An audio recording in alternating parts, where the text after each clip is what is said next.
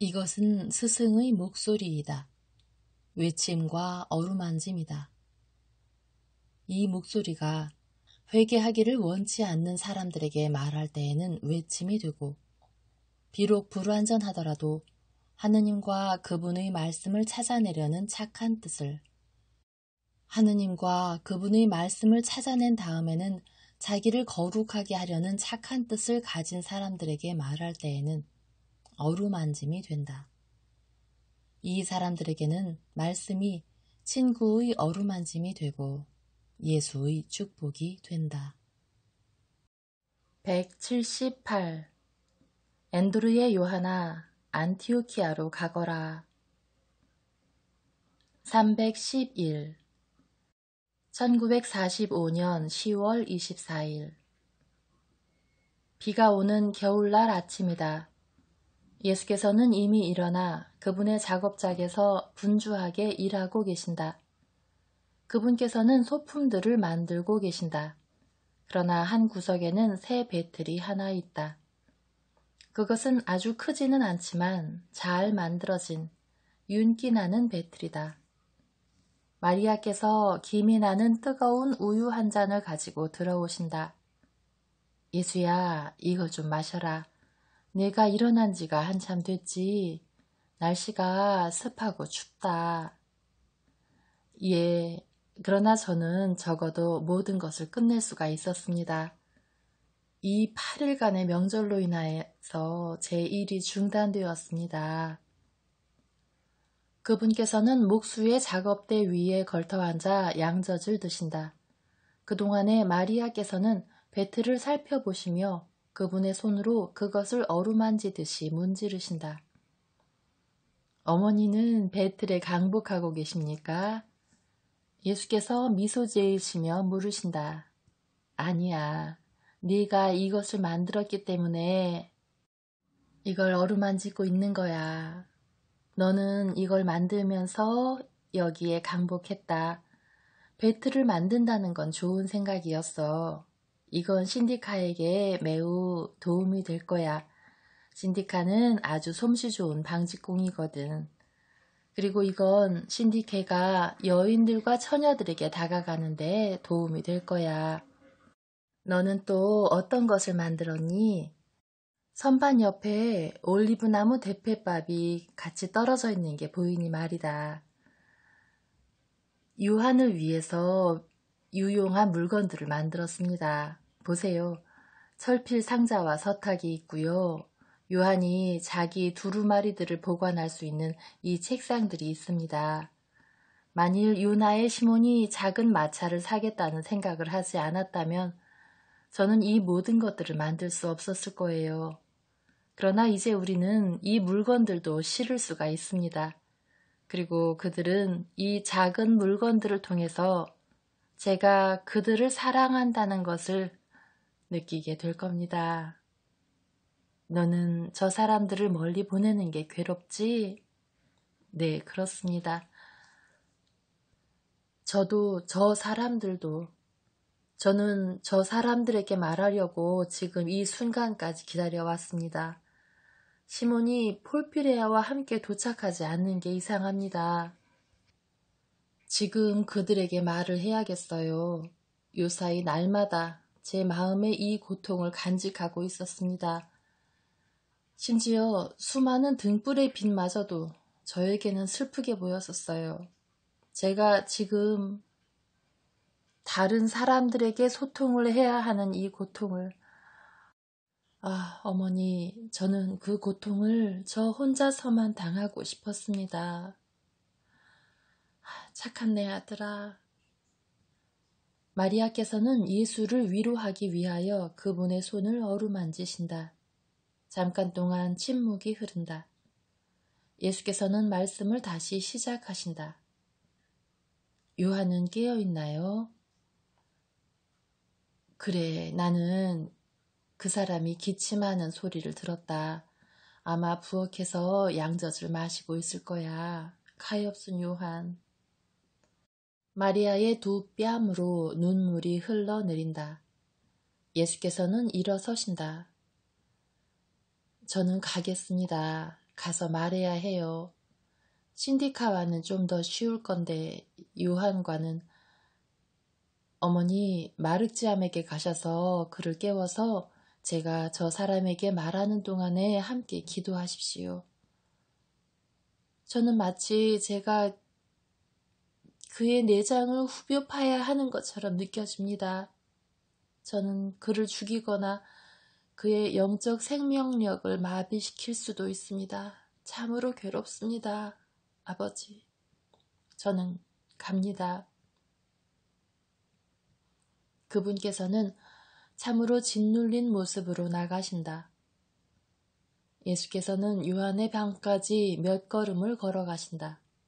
그 방은 요나가 임종한 방, 즉 요셉의 방이다. 예수께서는 돌화덕에서 나무단 하나를 들고 돌아오는 신디카와 마주치시는데 그녀는 상황을 전혀 인식하지 못한 채 그분께 인사를 드린다. 예수께서는 생각에 잠기신 채 그리스 여자의 인사에 담례하시고는 거기 서서 잎이 막 나기 시작한 백합꽃 화단을 내려다보신다. 그러나 나는 그분께서 그것들을 보고 계신다고 생각하지 않는다. 그분께서는 마침내 결심하신다. 돌아서서 요한의 방문을 두드리신다.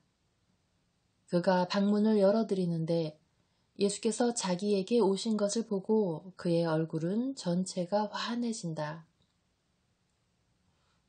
잠깐 네 방에 들어가도 되겠느냐? 예수께서 물으신다.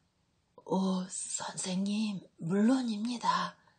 저는 어제 저녁에 선생님께서 조심성과 순종에 대해서 말씀해 주셨던 것을 적고 있었습니다. 선생님께서 이걸 봐주셨으면 좋겠습니다. 선생님께서 조심성에 대해서 말씀하신 모든 것을 제가 잘 기억하지 못한 것 같으니까요. 예수께서는 잘 정돈되어 있는 작은 방으로 들어가신다. 그 방에는 늙은 교사의 편의를 위하여 작은 탁자 하나가 놓여 있다. 예수께서는 양피지 위로 상체를 숙이시고 읽으신다. 아주 잘 썼다. 너는 아주 잘 옮겨 적었어. 여기를 보십시오. 저는 이 문장이 정확하지 않은 것 같습니다. 당신께서는 내일과 자신의 육체에 대해서 걱정할 필요 없다고 항상 말씀하십니다. 이제 저는 내일에 관계되는 일에 관한 조심성은 성독이라고 말하는 것은 오류라고 생각했습니다. 물론 저 자신의 오류지만요. 아니다. 내 생각은 틀리지 않았어. 그건 내가 말한 것과 정확하게 일치한다. 이기적인 사람의 지나치고 겁에 질린 걱정은 의인의 신중한 보살핌과는 다르다. 우리가 결코 보지도 못할 미래에 관하여 탐욕스러운 것은 죄이다. 그러나 기근이 들었을 때 자기 가족을 위한 빵을 보장하기 위하여 절약하는 것은 죄가 아니다. 자기 주위의 모든 사람들에게 자기에 대하여 걱정하도록 요구하면서 자기 육체가 고통당하지 않기 위해서 모든 노동을 피할 때 자기 육체에 대한 이기적인 보살핌은 죄이다. 그러나 조심성 없는 행동의 결과로 소모적인 병에 걸려 가족들에게 짐이 되고 우리를 위해서도 유익한 일을 하지 못하는 사태를 피하기 위하여 자기의 몸을 보호하는 것은 죄가 아니다. 생명은 하느님으로부터 주어졌다. 그것은 하느님의 선물이다. 결론적으로 우리는 생명을 무모하지 않게 이기적이지 않도록 거룩하게 써야 한다. 알겠느냐? 때로 조심성은 어리석은 사람들이 보기에는 비겁하거나 변덕스러울 수 있겠지만 실제로는 발생한 새로운 사건의 비단에 거룩한 조심성의 결과인 행동들을 하도록 만들기도 한다. 예를 들어 내가 만일 지금 너를 해칠 수 있는 사람들, 예컨대 내가 너를 죽은 네 아내의 부모나 내가 일했던 광산의 감독들 가운데로 당장 보낸다면 내가 하는 일이 착한 것이겠느냐, 악한 것이겠느냐?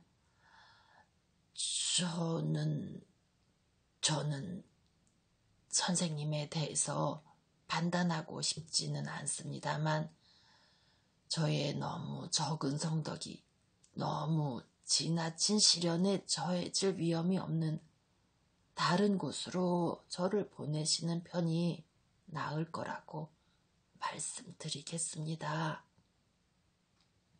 바로 그거다. 너는 지혜롭고 신중하게 판단할 거다. 그렇기 때문에 나는 너를 네가 전에 있었던 비시니아나 미시아로는 결코 보내지 않을 거야. 또 나는 네가 영적으로 가기를 갈망하는 친티움으로도 너를 보내지 않을 거야. 네 영혼이 그곳에서 수많은 인간적 냉혹함에 짓눌려 퇴보할 수도 있을 것이다. 그러므로 조심성은 나에게 네가 무익하게 될 곳으로 너를 보내지 말고 나와 네 이웃들과 너 자신의 영혼을 위하여 유익한 다른 곳으로 보내라고 가르친다. 그것이 옳지 않겠느냐. 요한은 운명이 자기에게 무엇을 준비해 놓고 있는지를 전혀 모르기 때문에 자기가 팔레스티나 밖으로 보내질 가능성에 대한 예수의 암시를 눈치채지 못한다. 예수께서는 그의 얼굴을 살펴보시고 그가 침착하고 당신 말씀을 듣는 것을 기뻐하는 것을 보신다. 요한은 지체 없이 대답한다. 선생님, 물론 저는 다른 곳에서 더 유용할 겁니다. 며칠 전에 저는 제가 나쁜 본보기를 보여준 곳에서 좋은 본보기를 보여주기 위하여 이방인들 가운데로 갔으면 합니다 하고 말씀드렸습니다만 저는 그것을 자책하며 저 자신에게 말했습니다.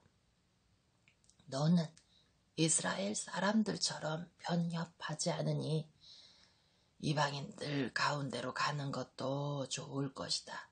그러나 진티움도 안 되고 네가 죄수로서 늑대처럼 살았던 황량한 산도 안 되고 납광산과 귀중한 대리석을 생산하는 채석장도 안 된다. 절대적인 희생에 대한 갈망으로라도 네가 그곳으로 가서는 안 될 것이다. 잔인함에 대한 기억으로 내 마음이 혼란에 빠질 것이기 때문이다. 그리고 만일 그들이 너를 알아본다면 너에게 잔인하게 대하지는 않는다 해도 그들은 너에게 말할 것이다. 살인자야, 입 닥쳐라.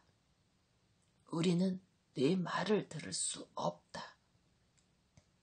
이상이 제가 자문자답한 것입니다. 제 생각이 맞는 것 같습니다.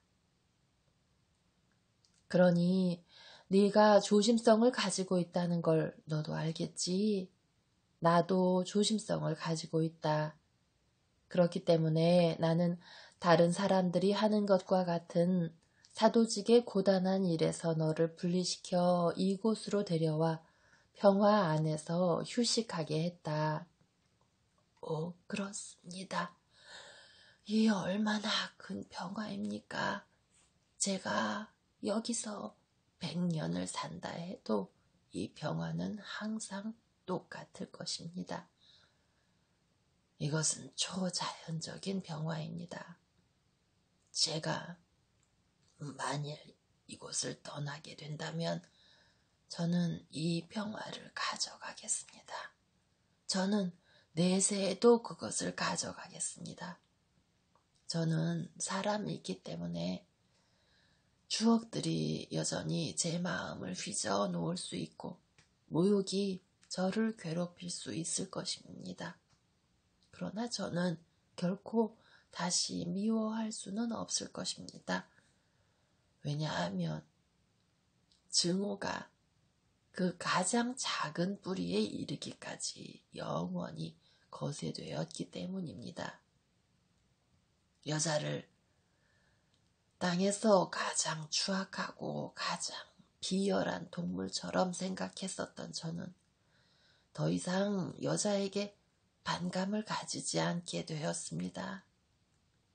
선생님의 어머니께서는 논외입니다.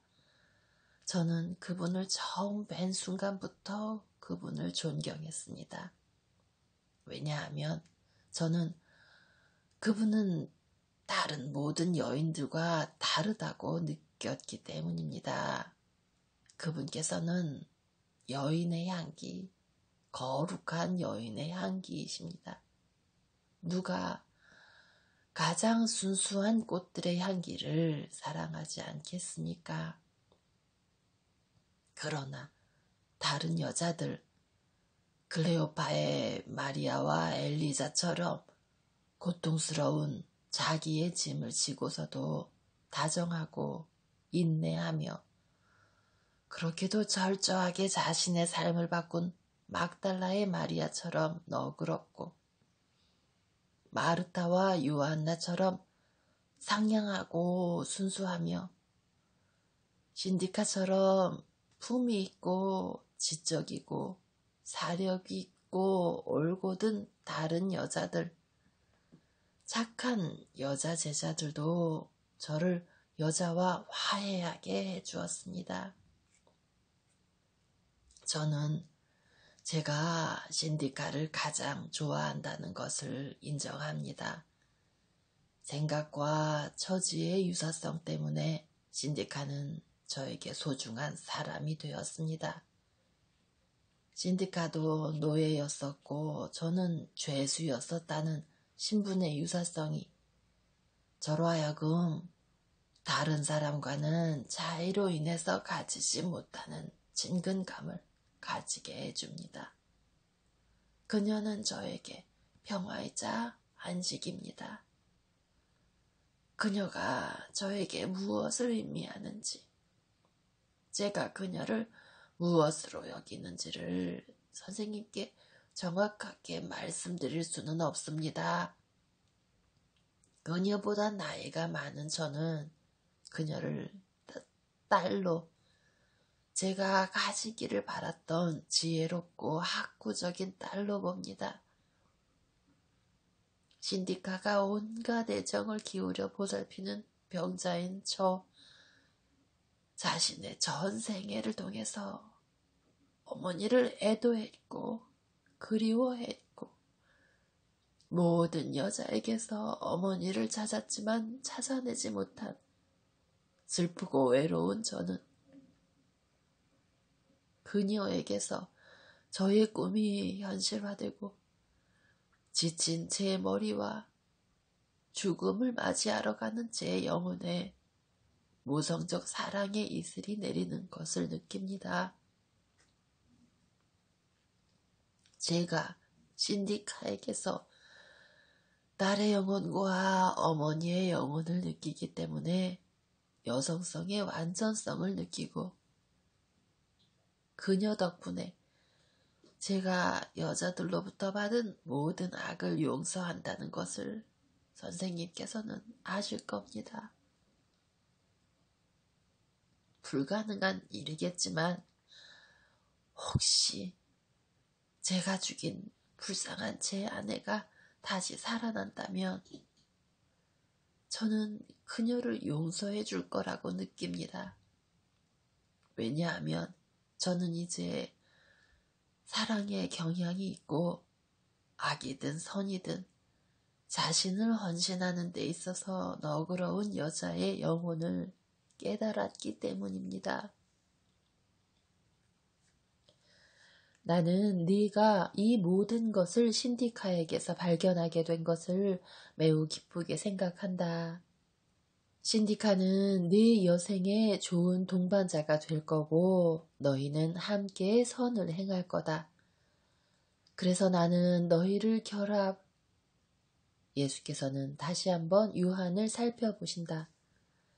그러나 피상적인 사람이 아닌 이 제자가 눈치를 챘다는 징후는 전혀 없다. 하느님의 어떤 자비가 결정적인 순간까지 그분의 선고를 가려놓으시는가? 나는 알지 못한다. 나는 요한이 저희는 저희의 최선을 다해서 선생님을 섬기겠습니다 하고 말하면서 미소 짓는다는 것을 알 뿐이다. 그래, 그리고 설령 너희가 바라는 것이 아니라고 해도 너희는 내가 너희에게 안배하는 일과 장소를 따지지 않고 그렇게 할 거라고 나는 확신한다. 요한은 무엇이 자기를 기다리고 있는지에 대한 첫 번째 예감을 가진다. 그는 심각해지고 창백해진다. 하나밖에 없는 그의 눈은 예수의 얼굴을 주의 깊게 그리고 캐묻듯이 응시한다. 그분께서는 말씀을 계속하신다. 요한아, 어느 날 내가 하느님의 용서에 대한 네 의심을 떨쳐버리려고 말했던 것을 너는 기억하느냐?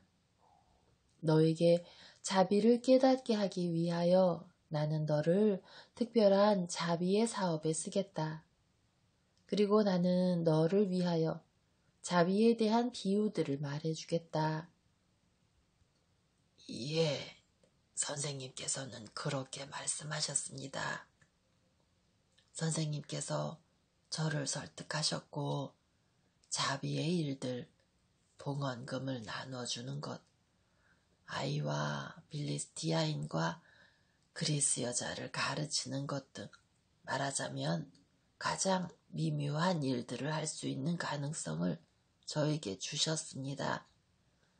그것은 하느님께서 제 참된 뉘우침을 하시고 죄 없는 영혼들이나 개종자들의 영혼들을 저에게 맡겨 제가 그들을 완전하게 만들도록 하셨다는 것이 저에게 분명하게 다가왔습니다.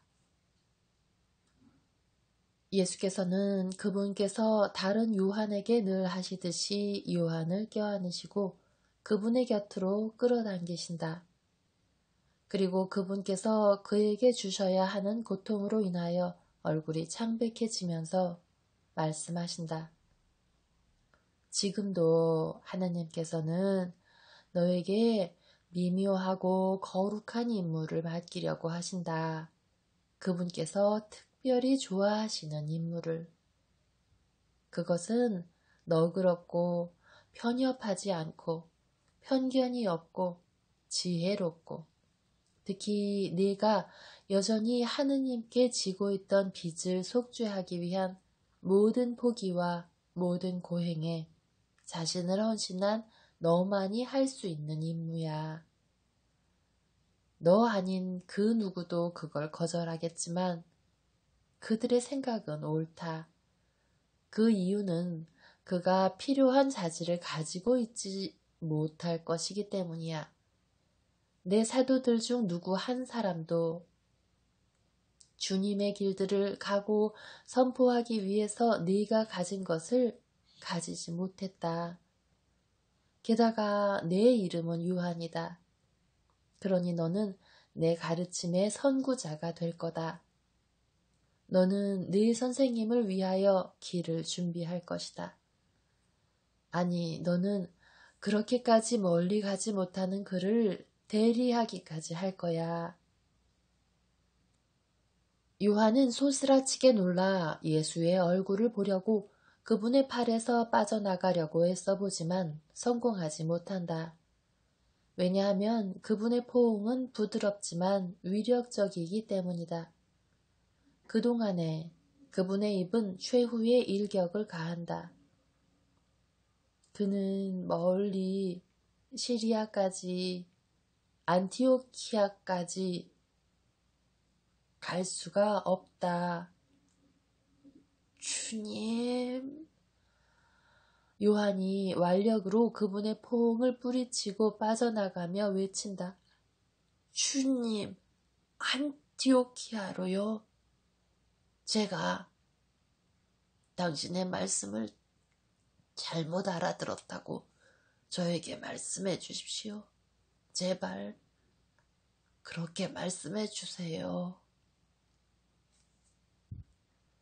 지금 그는 서 있다.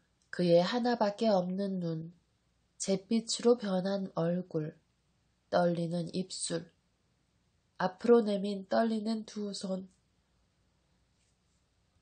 그 소식으로 짓눌린 것처럼 보이는 앞으로 숙인 머리. 그의 이 모든 것이 오로지 애원이다. 그러나 예수께서는 너는 잘못 알아들었다 하고 말씀하실 수가 없다. 그분께서도 일어나 늙은 교사를 품에 안으시려고 양팔을 벌리고 확인하시기 위하여 입을 여신다. 그렇다. 안티오키아로 라자라요의 집으로 신디카와 함께 너는 내일이나 모레 떠나야 한다. 요한의 낙심은 가슴이 미어지는 것이다. 그는 포옹에서 반쯤 벗어나 야윈 뺨으로 흘러내리는 눈물에 젖은 얼굴로 예수의 얼굴을 마주보며 부르짖는다.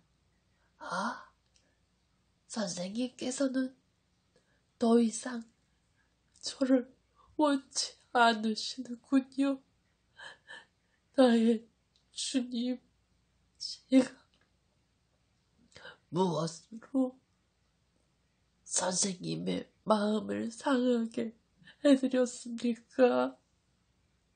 그는 자기를 붙잡는 예수의 손을 뿌리치고 탁자 위에 몸을 던지며 가슴이 찢어지는 듯한 흐느낌을 터뜨리다가 발작적인 기침을 쏟아내며 예수의 다정한 애무를 느끼지도 못한 채 신음한다.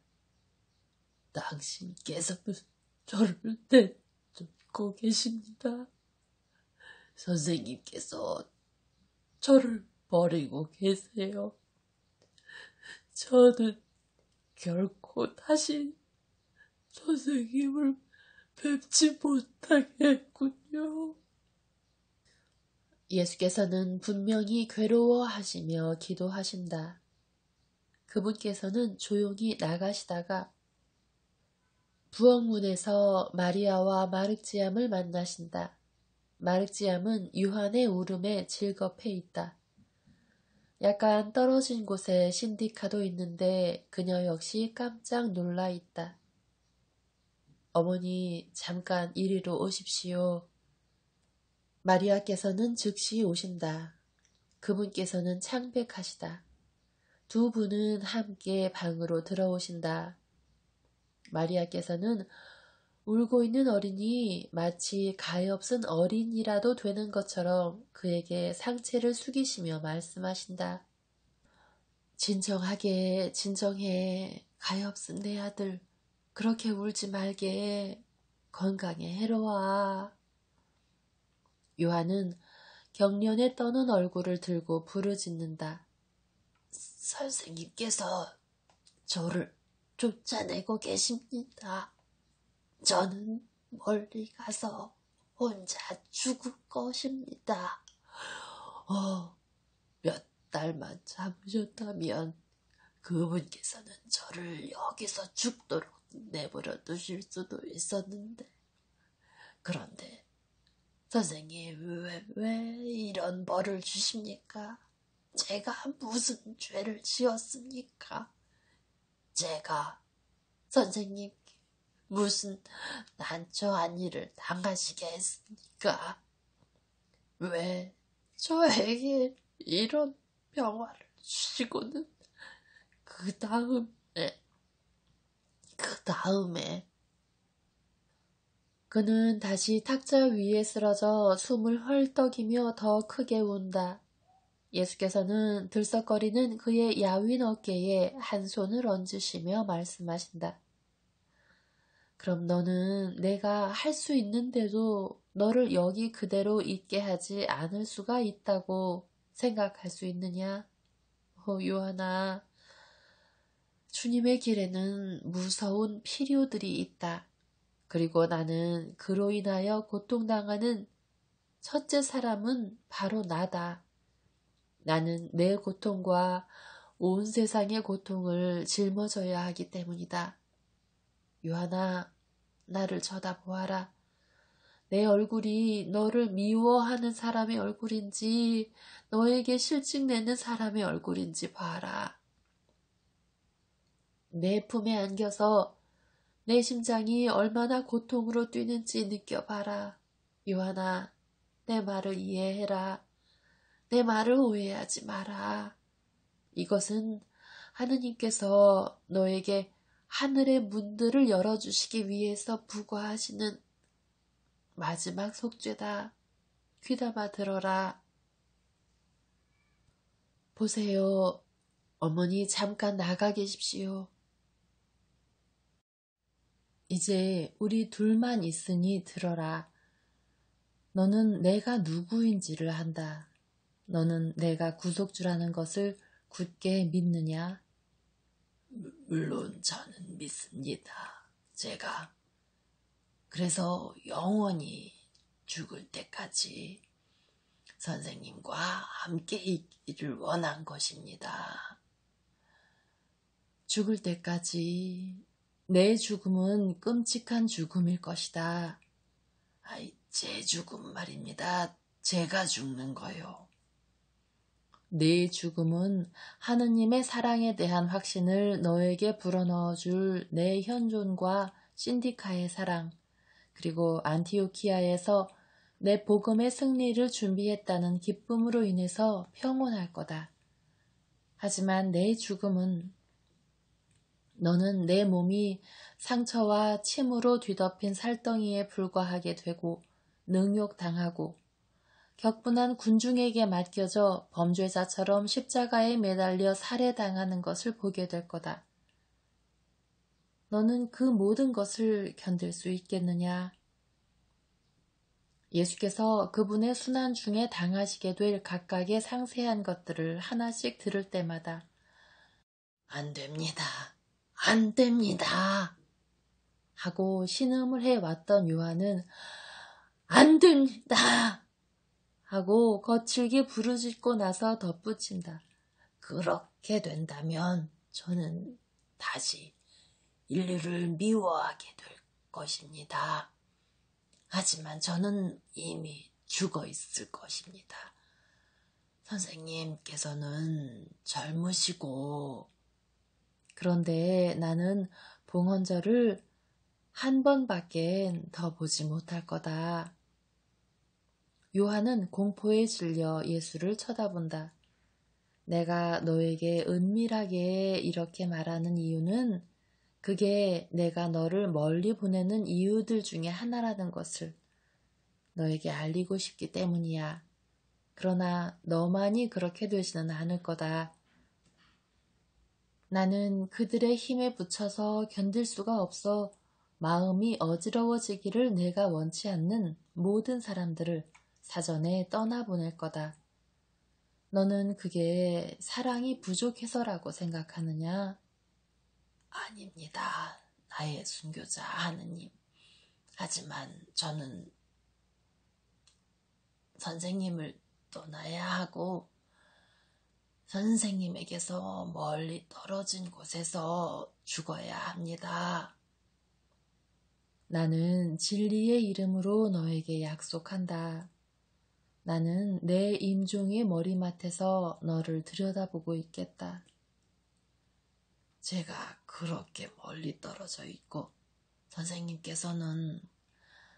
선생님은 그렇게 멀리는 못 가신다고 말씀하시는데 어떻게 그것이 가능하겠습니까? 선생님께서는 저의 이별을 덜 슬프게 만드시려고 그렇게 말씀하시는 겁니다. 레바논 산 밑에서 죽어가고 있던 구자의 요한나는 내가 멀리 떨어져 있고 그녀가 아직 나를 알지 못했었음에도 불구하고 나를 보았고 나는 그녀가 있는 곳에서 그녀를 이 세상에 보잘것없는 생명으로 다시 데려왔다. 내가 분명히 너에게 말하는데 내가 죽는 날 요한나는 자기가 다시 살아난 것을 후회할 것이다. 그러나 내 가르침의 둘째 해 동안에 내 마음의 기쁨인 너를 위해서 나는 그 이상의 것을 해줄 거야. 나는 너를 평화로 데려가기 위하여 갈 것이다. 그리고 나는 기다리고 있는 사람들에게 이렇게 말하게 하는 임무를 너에게 줄 거야. 주님의 시간이 왔습니다. 마치 지금 땅 위에 봄이 오고 있는 것처럼 우리를 위하여 천국의 봄이 떠오르고 있습니다.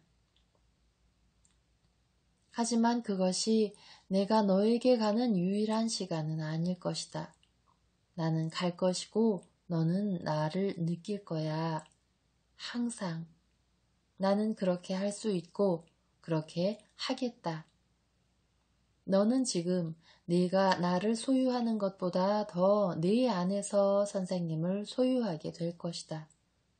왜냐하면 사랑은 그가 사랑하는 사람들에게 전달될 수 있고 그들의 영혼뿐 아니라 그들의 감각도 건드릴 수 있을 정도로 민감하게 전달될 수 있기 때문이야.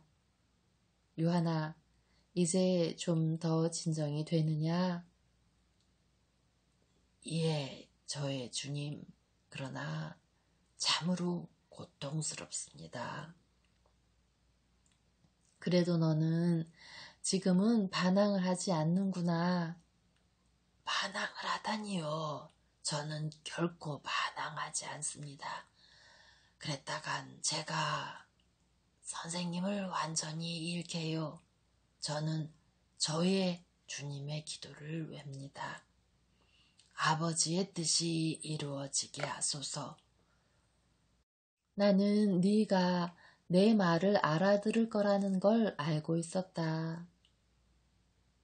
예수께서는 비록 약간 진정되었지만 여전히 흘러내리고 있는 눈물에 젖어 있는 요한의 뺨에 입을 맞추신다. 제가 아이와 작별 인사를 해도 되겠습니까? 그것은 또 다른 고통입니다. 저는 그 애를 무척 사랑했습니다. 그는 다시 비통하게 운다. 그래, 나는 바로 그 애를 부르겠다. 그리고 나는 신디카도 부르겠다. 신디카도 괴로워할 거야. 너는 남자니까 신디카를 도와줘야 된다. 예, 저의 주님. 예수께서 나가신다. 그동안에 요한은 울면서 자기가 머물렀던 작은 방의 벽들과 물건들에게 입 맞추며 그것들을 어루만진다. 마리아와 마르지암이 함께 들어온다. 어머니, 어머니께서도 들으셨습니까? 알고 계셨어요? 나는 알고 있었네. 그리고 나도 가슴 아파하고 있었네. 하지만 나도 예수와 헤어졌다네. 나는 그의 어미일세. 옳으신 말씀입니다. 마르지아마, 이리 오너라. 너는 내가 떠난다는 거, 그리고 우리가 서로 다시는 보지 못할 거라는 걸 아니?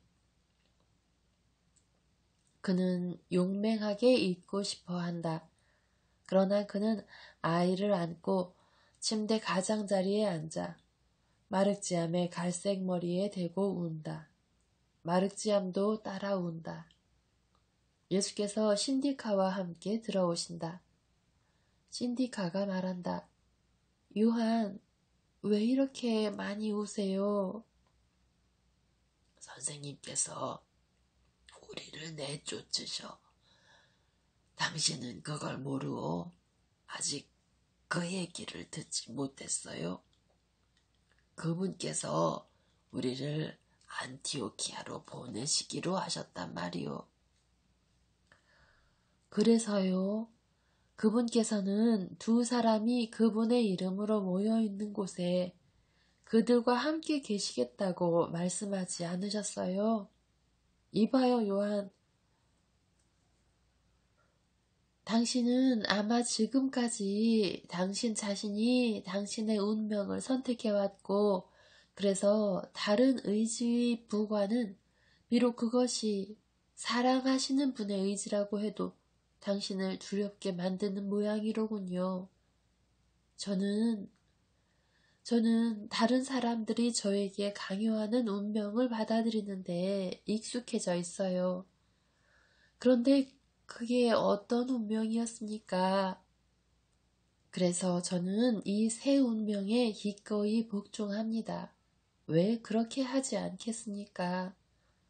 저는 횡포한 노예화에도 반항하지 않았어요.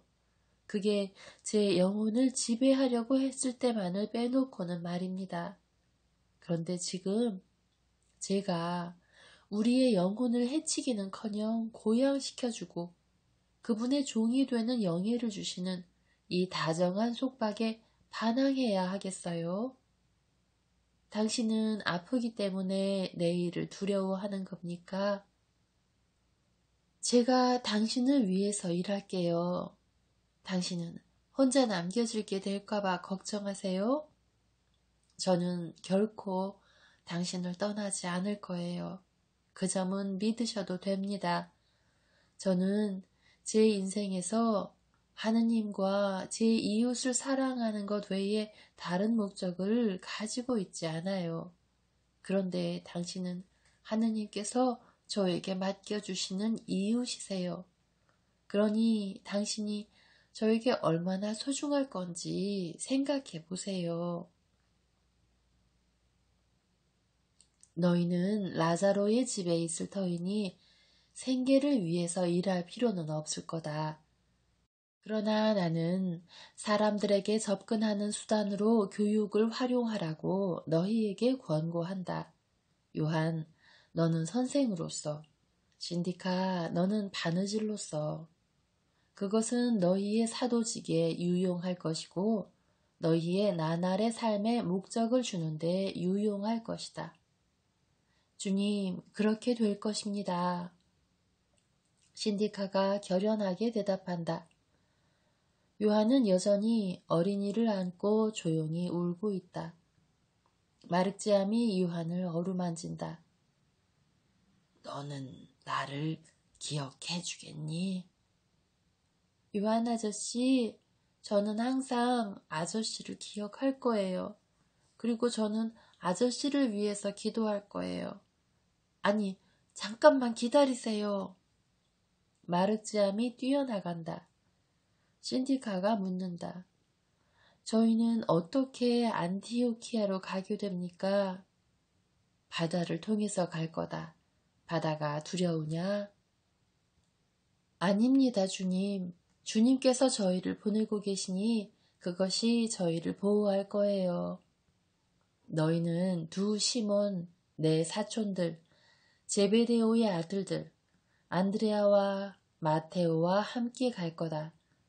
너희는 여기서부터 프톨레마이스까지 마차로 갈 건데 마차에는 괴들과 내가 신디케 너를 위해 만든 배틀과 요한에게 유용한 물건들이 실릴 거야.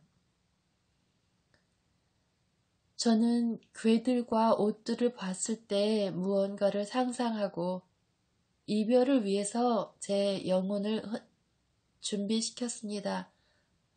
여기서 사는 것은 참으로 아름다웠습니다. 흐느낌을 참느라 신디카의 말이 끊긴다. 그러나 그는 요한의 용기를 북돋아 주기 위하여 자제한다. 그녀가 결연한 목소리로 묻는다. 저희는 언제 떠날 예정입니까? 사도들이 도착하는 대로 아마도 내일일 거다.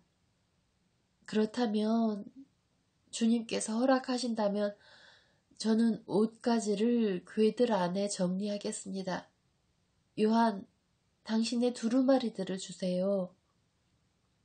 나는 신디카가 울기 위해서 혼자 있기를 간절히 바라고 있다고 생각한다. 요한이 대답한다. 이것들을 가져가요. 하지만 파란 리본을 맨 그 두루마리를 나에게 주시오. 마르지암이 자기의 꿀단지를 가지고 돌아온다. 요한 아저씨, 자, 이걸 받으세요. 저 대신 아저씨가 이걸 잡수세요. 아니다. 얘야, 왜 그러느냐. 희생으로 준 꿀 한 숟가락이 고통당하는 영혼에게 평화와 희망을 줄 수 있다고 예수께서 말씀하셨기 때문에요. 아저씨 고통스러우시지요. 저는 아저씨가 완전히 위로받도록 제 꿀 전부를 드리려고요. 얘야, 그러나 이건 너에게 너무 큰 희생이다. 아니에요, 아니에요. 예수님의 기도에서 우리는 말을 해요. 우리를 유혹에 빠지지 말게 하시고 악에서 구하소서 하고요. 이 단지가 저에게 유혹이었어요. 그리고 그건 악이 될 수도 있었어요. 왜냐하면 그게 제 서원을 깨뜨리게 할 수도 있었으니까요. 이제 저는 이 단지를 더 이상 보지 않을 거고, 그럼 더 쉬워질 거고, 그리고 저는 하느님께서 이 새 희생으로 인해서 아저씨를 도와주실 거라고 확신해요. 그러니까 이제 더 이상 울지 마세요. 신디카 아줌마도 울지 말고. 과연 그리스 여자는 요한의 두루마리들을 정리하는 동안 소리 없이 울고 있다. 마르지암이 번갈아가며 두 사람을 어루만지는데 그 자신도 울먹인다. 신디카는 두루마리들을 잔뜩 들고 나가고 마리아께서도 꿀단지를 들고 그녀를 뒤따라 나가신다. 요한은 곁에 앉아 계시는 예수와 자기가 품에 안고 있는 아이와 함께 남아있다. 그는 침착하다. 그러나 가라앉아 있다. 네가 마지막으로 쓴 것도 두루마리에 넣어라. 예수께서 제안하신다. 나는 네가 그것을 마르지암에게 주기를 원한다고 생각한다마는. 그렇습니다. 저는 저 자신을 위해서는 하나 더 빌사를 해놨습니다. 얘야, 여기 선생님의 말씀이 있다. 내가 없을 때, 또 다른 분들도 여기 안 계실 때 그분께서 말씀하셨던 것들. 너는 앞길이 장장하니까 나는 너를 위해서 그분의 말씀을 계속 베껴두려고 했었는데 네가 얼마나 많은 사람에게 복음을 전할지 누가 알겠니? 하지만 나는 더 이상 베낄 수가 없게 되었다. 이제 그분의 말씀을 듣지 못하는 사람은 내가 되게 됐어. 요한은 다시 비통하게 울기 시작한다. 마르지암은 상냥하고도 씩씩하다. 그는 요한의 목을 두 팔로 껴안으며 말한다. 이제는 제가 아저씨를 위해서 선생님의 말씀을 써서 아저씨한테 보내드릴게요. 맞지요, 선생님? 그렇게 될 수 있지요? 안 그래요? 물론 그렇게 될 수 있고 말고 그렇게 하는 것은 큰 사랑이 될 거다. 저는 그렇게 하겠어요. 그리고 제가 없을 때는 열성당원 시몬 아저씨가 그렇게 해주실 거예요. 그분은 저를 사랑하고 아저씨도 많이 사랑해요.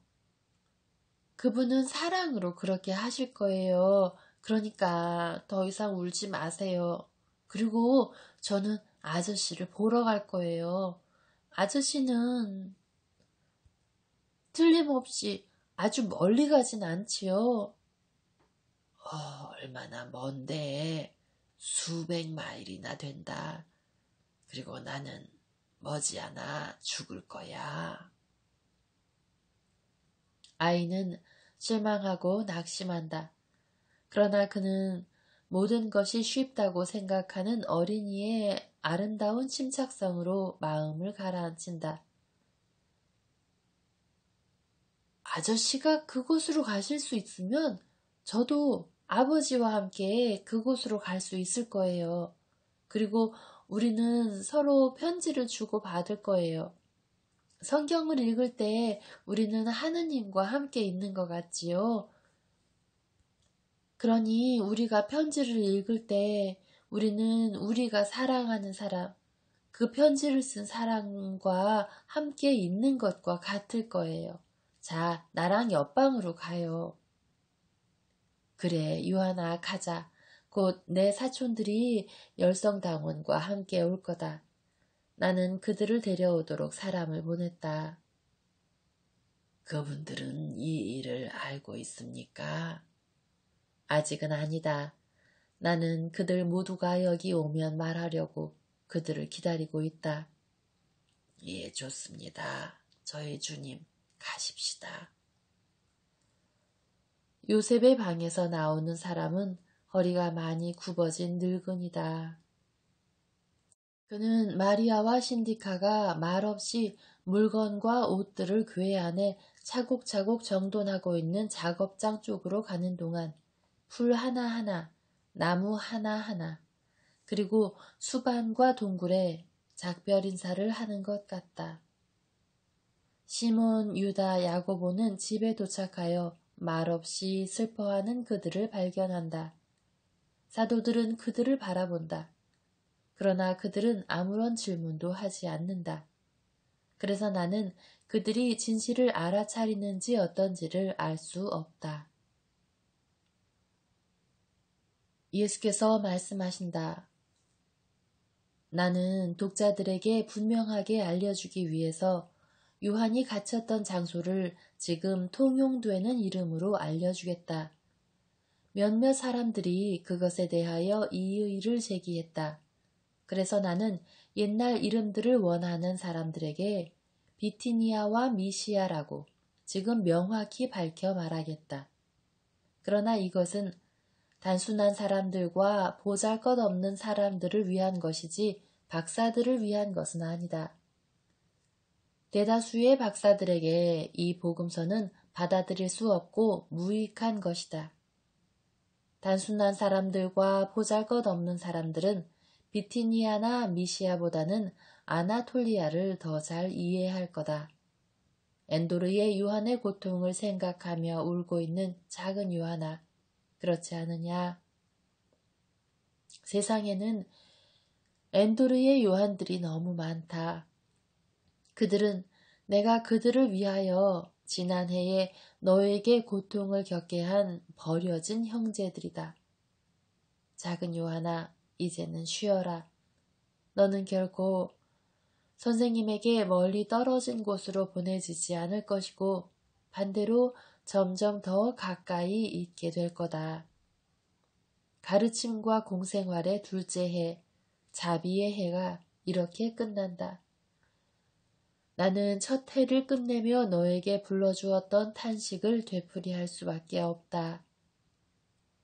그러나 그 탄식은 모든 종류의 장애와 싸우며 자신의 일을 계속해 나간 내 대변자와는 무관하다. 영웅적인 투쟁의 길들을 따라 앞으로 나아가며 자신들의 희생으로 너무 많은 것들로 인하여 짓눌리는 사람들을 위해서도 그 길들을 평탄하게 할 사람들은 거물들이 아니라 작은 자들일 것이다. 보잘것없는 사람들, 즉 순박하고 온유하고 마음과 지성이 순수한 어린아이들 말이다. 나는 보잘것없는 자녀들, 너 로무알도, 너 마리아, 그리고 너희와 같은 자들에게 말한다. 나에게로 와서 너희를 사랑하기 때문에 너희에게 말하고 너희에게 강복하기 위하여 말하는 말씀의 말을 다시 그리고 항상 들어라. 내 평화가 너희와 함께.